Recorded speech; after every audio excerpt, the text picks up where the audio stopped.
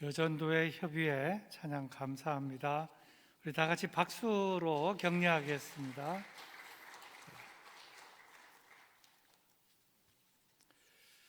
한 해 동안 잘 감당해 주실 줄로 믿습니다. 하박국이라고 하는 이름의 뜻은 씨름하는 자, 또 껴안는 자, 이런 뜻이 있습니다. 씨름이라고 하는 그런 의미가 여기 들어있는데요.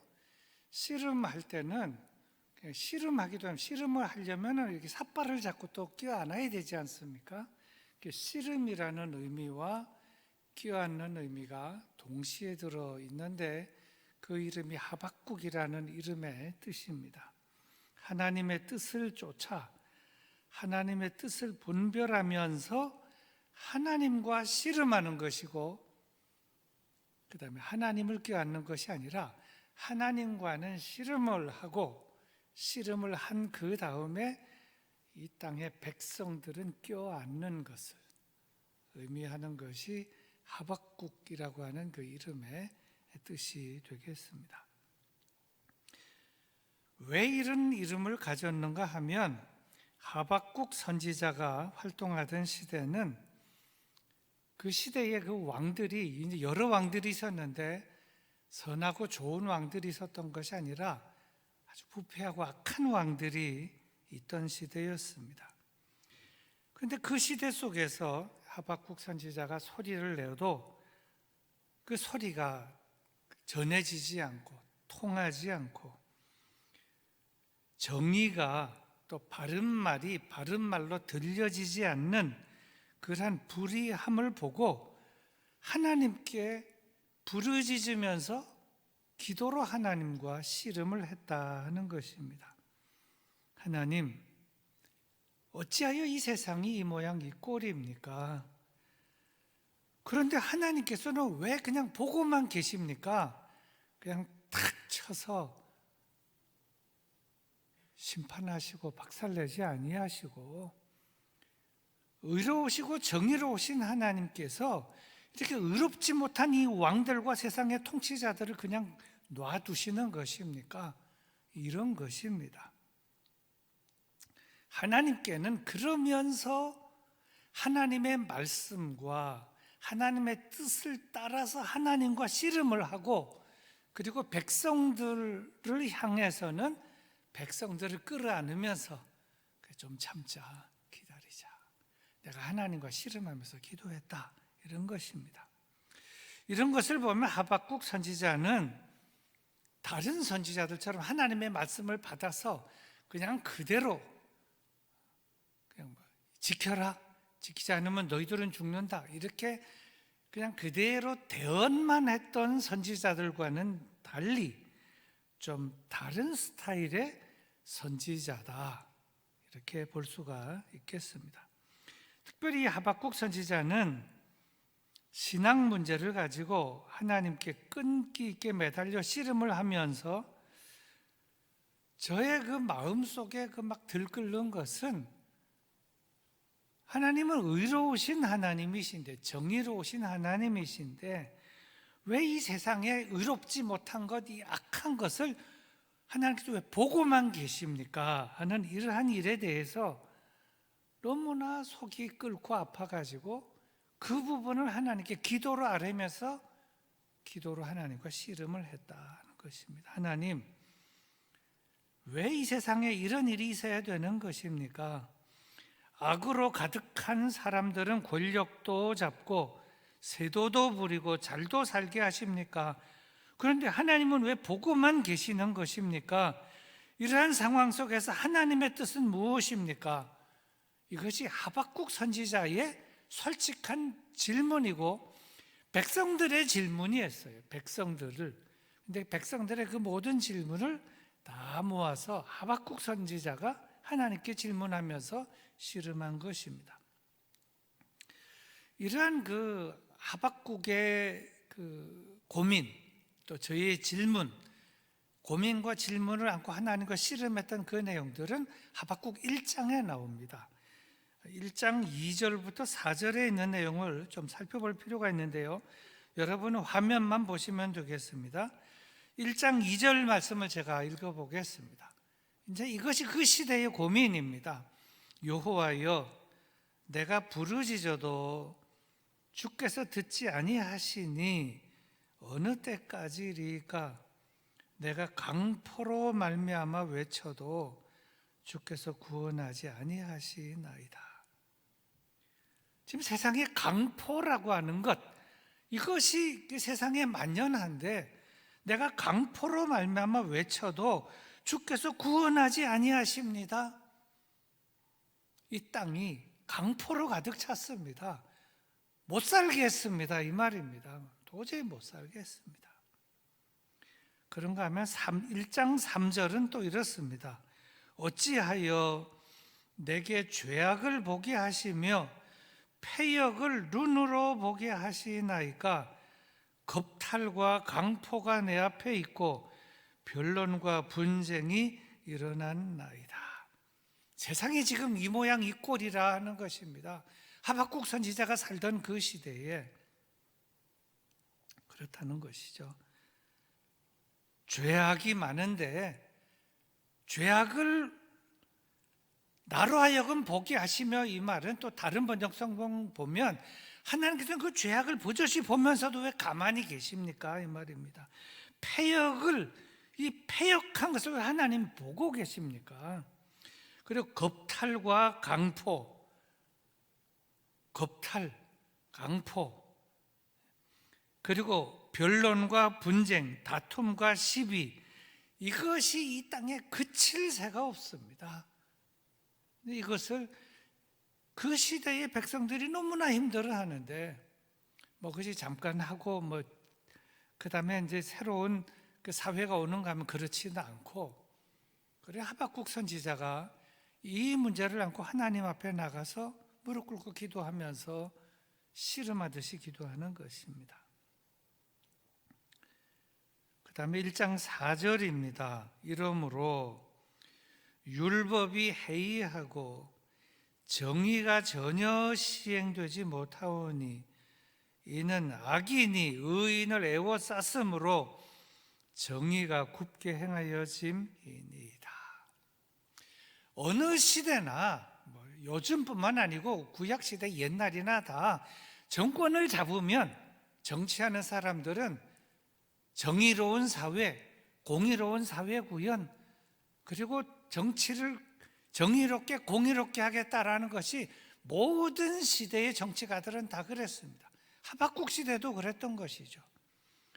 그런데 정의가 전혀 시행되고 있지 않습니다. 지금 그 말씀을 하고 있는 거예요. 법이 해이하고, 법은 있으나 법을 만든 사람들이 자기네가 법을 안 지키고, 그리고 정의가 전혀 시행되지 못합니다. 그런데 이는 악인이 의인을 애워쌌습니다. 의인은 말을 못하고 가만히, 의인이 입을 다물고 있는 세상이 되면 이건 말세인 거예요.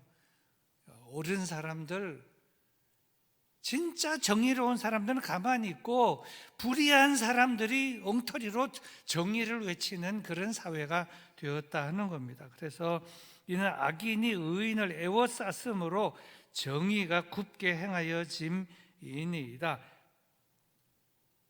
악한 사람들이 정의로운 사람들을 등쳐먹는 세상, 정의가 짓밟히는 세상이 되었습니다. 이거는 공동번역 성경과 이 현대인의 성경이 이렇게 번역을 했어요. 악한 자들이 의로운 사람들을 등쳐먹는 세상이 되었고 정의가 짓밟히는 세상이 되었습니다. 그리고 1장 13절, 14절에 보면 이렇습니다. 1장 13절입니다. 주께서는 눈이 정결하심으로 악을 참아보지 못하시며 패역을 참아보지 못하시거늘, 그 다음 보세요. 어찌하여 거짓된 자들을 방관하시며, 어찌하여 거짓된 자들을 방관하시며, 그 다음 빠졌지만 생략이 된 겁니다. 어찌하여 악인이 자기보다 의로운 사람을 삼키는 대로 잠잠하시나이까. 악인이 의로운 사람을 삼키고 법은 있으나 마나한 것이고 의롭지 못한 사회인데, 이게 1장 13절입니다. 이 저들을 가만 놔두시는 것은 하나님의 방관 아닙니까? 하나님 지금 뭘 하고 계시는 것입니까? 지금 하나님께 말하자면 지금 그 하박국의 이름이 씨름하는 자, 지금 이 상황을 놓고 하나님과 기도로 씨름을 하고 있는 것입니다. 어찌하여 거짓된 자들을 방관하시며 어찌하여 악인이 자기보다 의로운 사람을 삼키는데도 잠잠하십니까?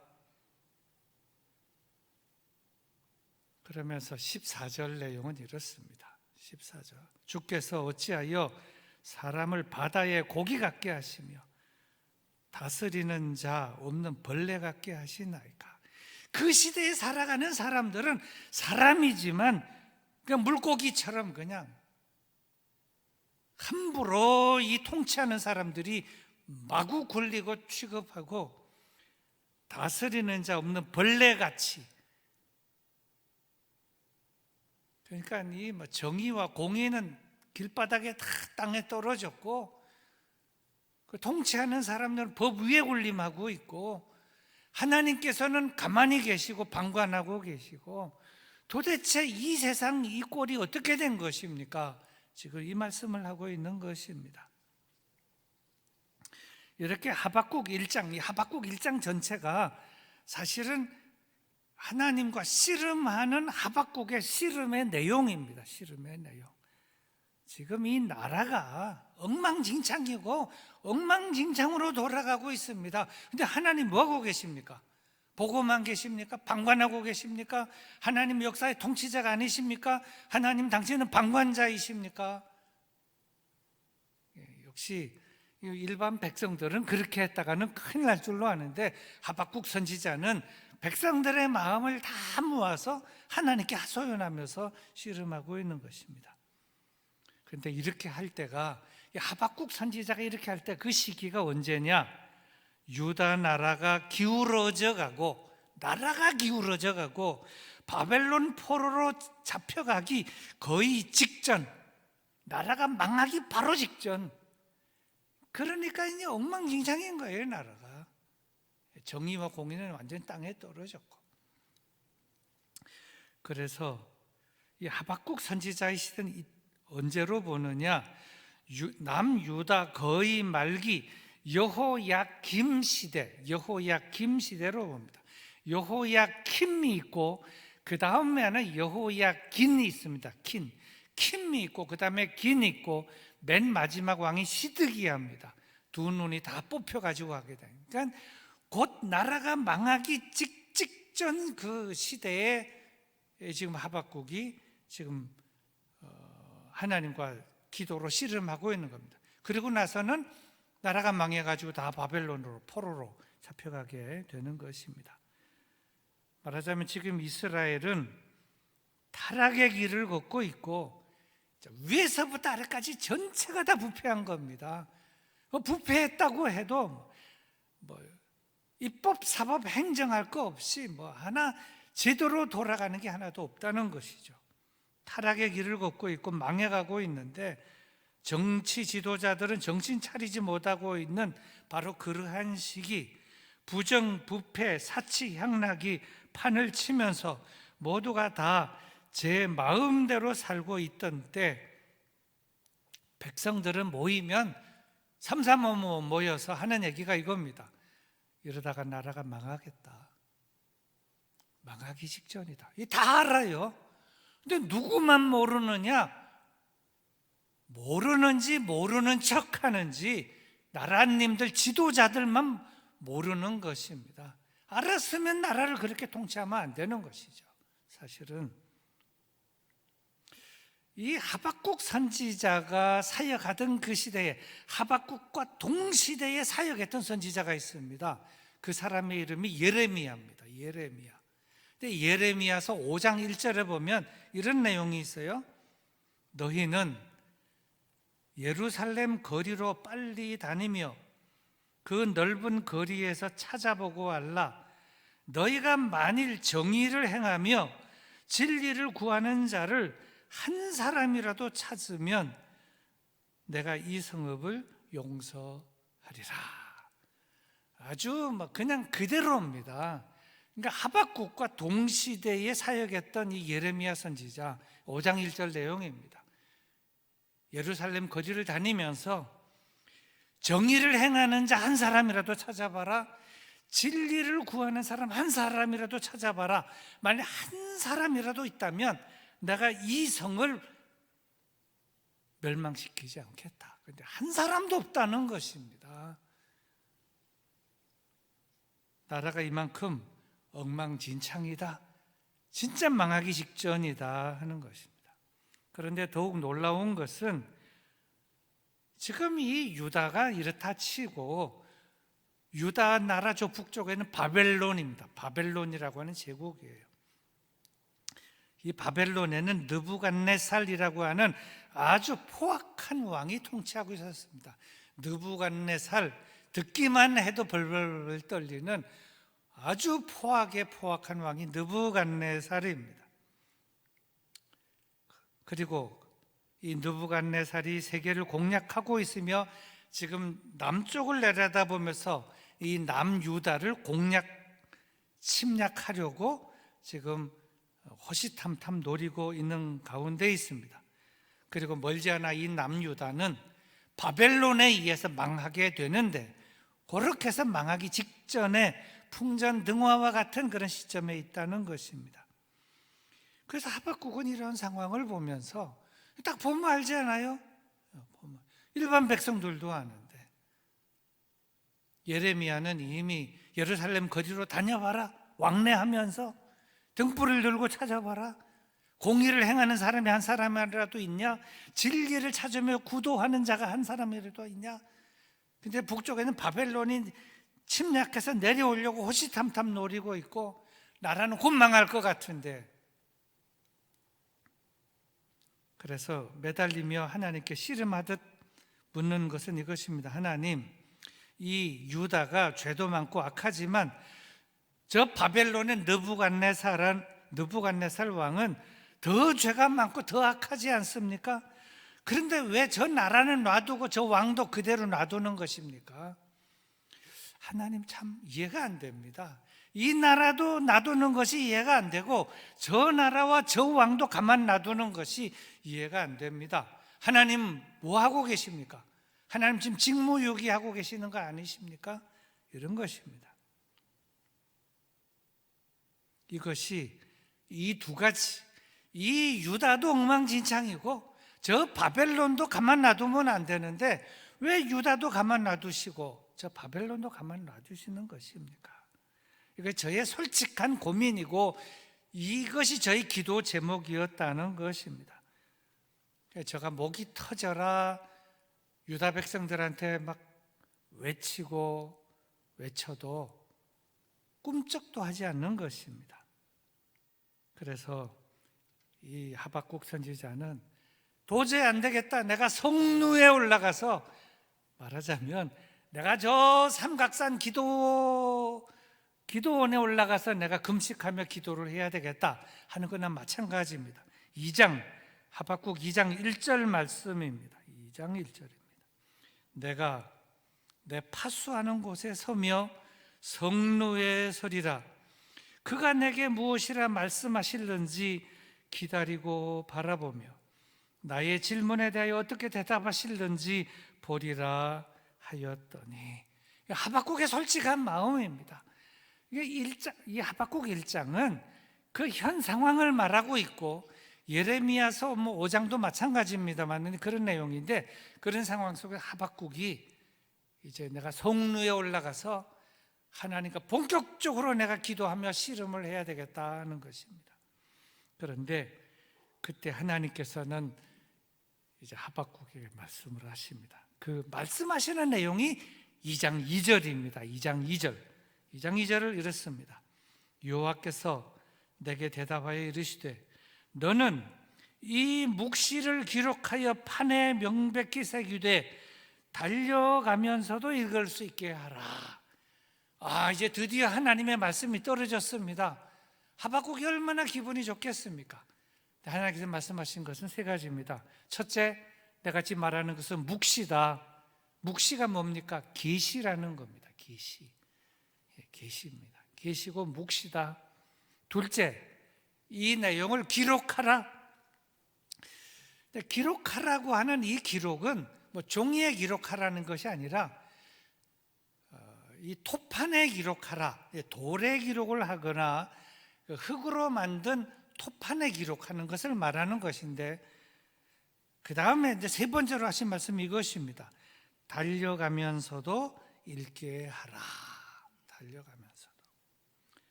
여호와께서 내게 대답하여 이르시되 너는 이 묵시를 기록하여 판에 명백히 새기되 달려가면서도 읽을 수 있게 하라. 하나님께서 이거는 뭐 종이에 기록하라 하는 것이 아니라, 종이에 기록하면 뭐 자기만 보는 것이죠. 뭐 돌에 색이라든지, 달려가면서도 읽을 수 있게끔 크게 글씨를 쓰고, 그 벽에 글씨를 쓰고, 석판이든지 토판이든지 거기에 글씨를 써서 내가 지금 하는 이 묵시의 말을 기록하라. 너는 이 묵시를 기록하여 판에 명백히 새기되 달려가면서도 읽을 수 있게 하라. 그러면서 이어서 이렇게 말씀을 하셨습니다. 2장 3절인데 그 내용이에요. 이 묵시는 정한 때가 있나니 그 종말이 속히 이르겠고 결코 거짓되지 아니하리라. 비록 더딜지라도 기다리라. 지체되지 않고 반드시 응하리라. 요 내용입니다. 요 내용이 묵시의 내용이에요. 묵시. 하나님께서 말씀하신 내용입니다. 이것을 기록하고 이것을 누구든지 볼 수 있게, 말을 타고 가면서도 볼 수 있게, 뜀박질하면서도 볼 수 있게, 모든 국민이 다 볼 수 있게. 하박국 선지자야, 내가 나한테 하나님 당신은 뭘 하고 있습니까? 방관자십니까? 왜 보고만 있습니까? 난 보고만 있지 않다, 이 말입니다. 근데 이 묵시의 내용은 이것입니다. 첫째로 정한 때가 있다. 정한 때가 있다. 하박국은 질문한 것이 이것이었습니다. 지금 이 유다도 엉망진창입니다. 정치 지도자들로부터 백성까지 다 부정부패로, 그리고 법은 있으나 마나한 것이고 정의와 공의는 땅에 떨어졌습니다. 그리고 저 북쪽에 있는 바벨론도 느부갓네살 왕이 통치하는데 여기보다 더 악합니다. 근데 하나님 왜 보고만 계십니까? 하나님 가만 계시는 것입니까? 하나님은 방관자이십니까? 그런데 나는 방관자가 아니다. 보고만 있는 것이 아니다. 때가 있다. 정한 때가 있다. 정한 때라는 말이 무슨 때입니까? 종말의 때가 있다는 겁니다. 심판의 때가 있다는 것이죠. 그 종말의 때는 반드시 있을 것이다. 때가 있다는 것입니다. 때가. 그런데 두 번째 묵시의 내용은 이것입니다. 첫째는 정한 때가 있다. 둘째는 그 때가 금방 오는 것이 아니고 더딜지라도 기다려라 하는 겁니다. 더딜지라도. 비록 더딜지라도 기다리라. 기다릴 줄 알아라. 기다릴 줄 알아라. 그러면 하나님께서 반드시 심판을 행하실 것이다. 남유다에 대해서도 심판하실 것이고 저 바벨론도 심판하실 것이다. 근데 그 뒤에요, 이 남유다도 하나님께서 심판하셨습니다. 남유다 심판하셨죠. 바벨론, 새 천하를 호령하던 이 바벨론도 하나님이 심판하셨다는 것입니다. 지금 당장 이루어질 것은 아니지만 하나님께서 심판하실 때는 반드시 정해져 있으니 그때는 지금은 아니지만 분명히 올 것이다. 비록 더딜지라도 기다려라. 비록 더딜지라도 기다리라. 그러면 반드시 심판하고 응징할 것이다. 그리고 이어서 하신 말씀, 그것이 오늘 마지막 4절인데요 이것이 중요하고 가장 중요합니다. 얼마나 중요하냐? 이 종교개혁의 근본, 마틴 루터가 이 4절을 붙들고 종교개혁을 할 정도로, 사실 마틴 루터도 마찬가지였습니다. 보면은 똑같은 심정이에요. 1517년 그 중세 시대에 로마 천주교가 심히 부패하고 교회가 있으나 교회답지 않고 세상에 지탄을 받고 있는 것이 그 시대의 교회였고, 모든 성직자들이 부정부패해서 뭐 딸거랑하고 돈을 사랑, 돈에 매여 있는 지도자들, 믿음을 따라 하나님의 뜻에 따라 교회가 재정 집행을 해야 되는데 돈에 매여 있다는 거예요. 돈에. 그러니 교회가 되지 않는 겁니다. 그런데 이 2장 4절에서 이런 말씀을 하십니다. 보라, 그의 마음은 교만하여 그 속에서 정직하지 못하나 의인은 그의 믿음으로 말미암아 살리라. 굉장히 중요하고요. 이게 아주 오묘합니다. 이 2장 4절은 사람들이 칡을 씹듯이 자꾸 씹어 먹듯이 자꾸 반출을 해야 되는 이런 내용이에요. 좀 깊은 내용입니다.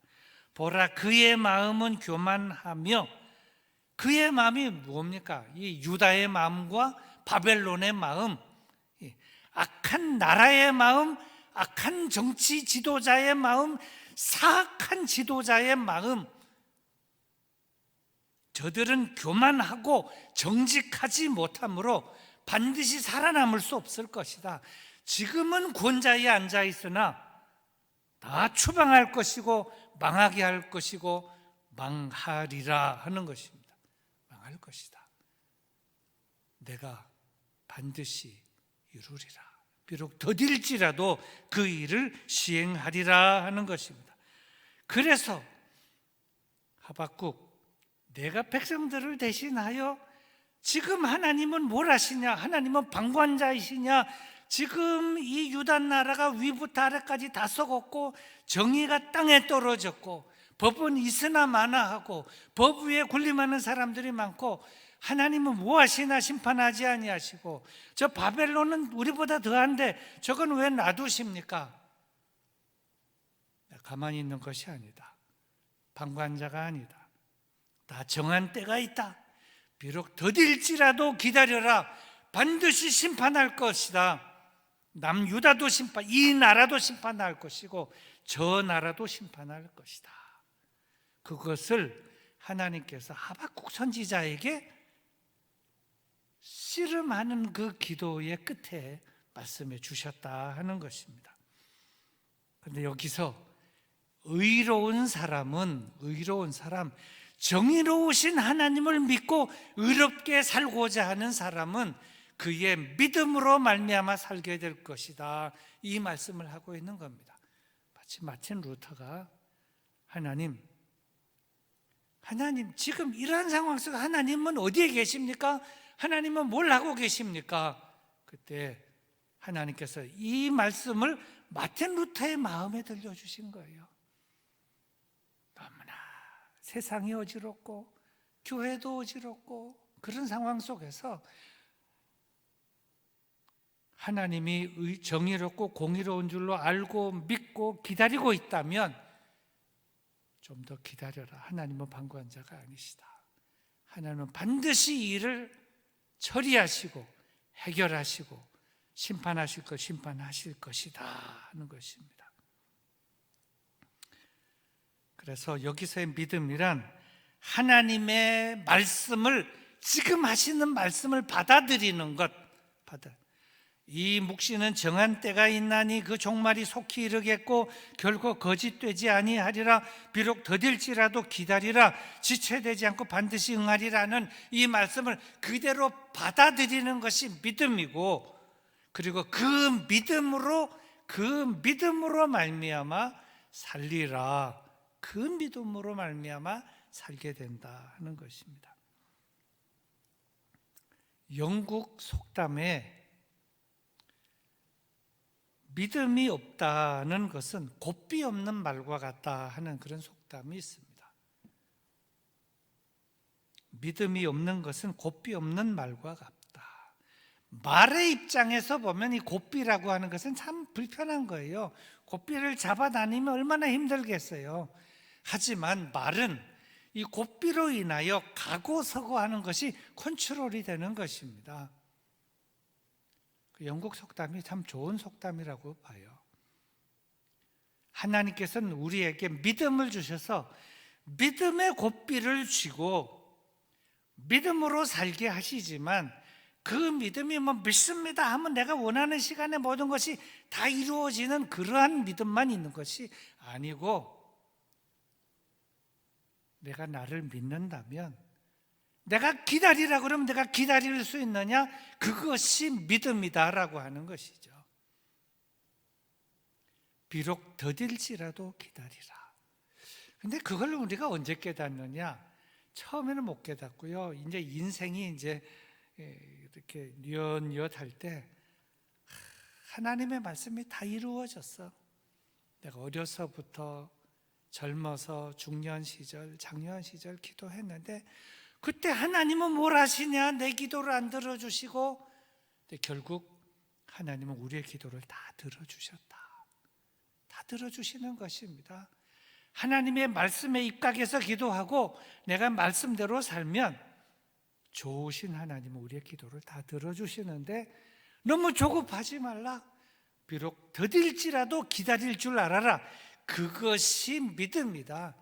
내가 나를 내 믿음으로 내 생각으로 나를 자꾸 이렇게 쪼우고 이래 하지 말고,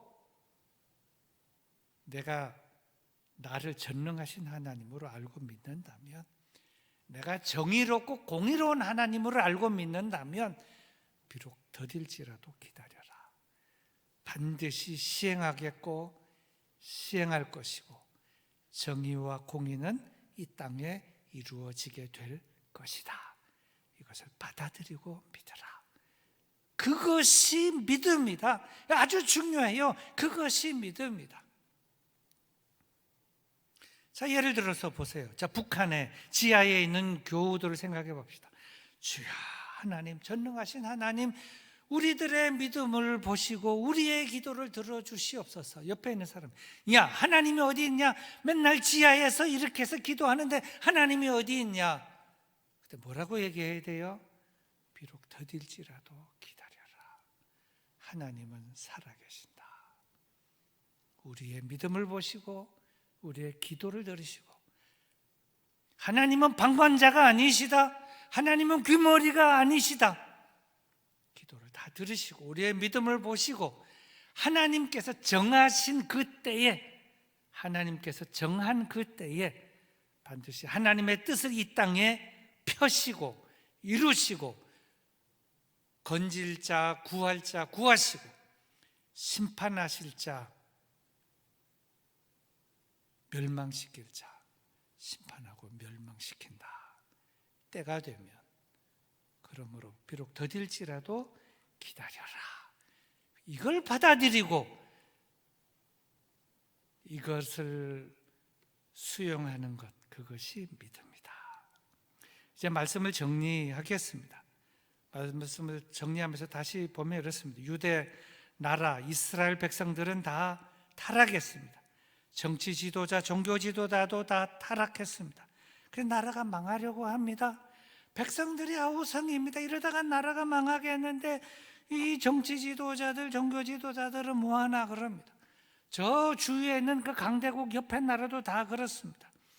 멸망할 수밖에 없고 멸망해야만 하지만, 그러나 하나님은 지금 그 망치를 들고 왜 때리지 않는가 이러고 있는데, 내 생각, 우리는 지금 요때입니다. 요때 때리십시오 하지만 하나님은 더 완벽한 때를 생각하시면서 그 때를 하나님은 이렇게 말씀하시는 것입니다. 비록 더딜지라도 기다려라. 그리고 이 말을 크게 써서 달려가면서도 볼 수 있게 하라. 비록 더딜지라도 기다려라. 이것을 받아들이는 것이 믿음이다. 하나님은 살아계신다. 지금 현 상황만 보는 것이 아니고 우리는 현 상황만 봅니다. 현실만 봐요. 나의 통장, 나의 주머니, 나의 형편만 생각하면서, 하지만 하나님은 그것만 보는 것이 아니라 하나님 더 큰 게, 넓게 보는 거예요. 때로는 사람들이 보면은 어려울 때 보면 왜 그러는데, 그런 사람은 너무 시야가 좁아요. 지금 이것만 보고 지금 뭐 하는 겁니까? 뭐 하는 겁니까? 뭐 하는 겁니까? 하는데 하나는 그것도 말고 저것도 하고 저것도 하고 저것도 하고 해서 이것이 다 되고 나면 그때 박살을 낸다는 거죠. 그때 끝낸다는 것입니다. 이게 하나님께서 하시는 일이죠.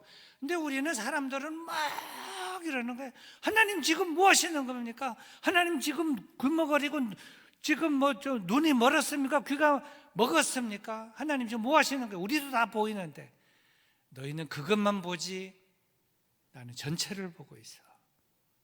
비록 더딜지라도 기다려. 반드시 하나님의 뜻은 이루어질 것이다. 이걸 받아들이는 것, 그래서 수용하는 것이 믿음이다 하는 것입니다. 우리는 늘 전능하신 하나님을 믿고 그 말씀을 따라 살아가면서 우리가 늘 바르고 정의롭게 우리가 살아야 합니다. 그 불의하고 부조리한 것들이 보여요. 그냥 기도를 하는 겁니다. 근데 우리가 해서는 안 되는 것은, 하나님은 눈이 멀었습니까? 귀가 먹었습니까? 이거 사실 망발인 거예요, 여러분. 그러면 안 되는 거예요. 근데 선지자는 백성들을 대신해서 그걸 모아가지고 이제 하나님께 소연하는 것이죠. 하나님 그 얘기 듣고 이제 그만해라. 너 그 입 다물어라. 난 귀머거리가 아니다. 난 눈 먼 것도 아니다. 내 때가 되면 할 것이다. 이걸 받아들여라. 상황을 넘고 현실을 넘고 하나님이 하시는 때가 언제인가 주여 알게 하시고 기다리게 하옵소서. 이것이 믿음인 줄로 알고 우리도 이런 믿음을 가지고 비록 어려운 때를 살지만 능히 이겨나갈 수 있는 여러분들 다 되시기를 주님의 이름으로 축원합니다.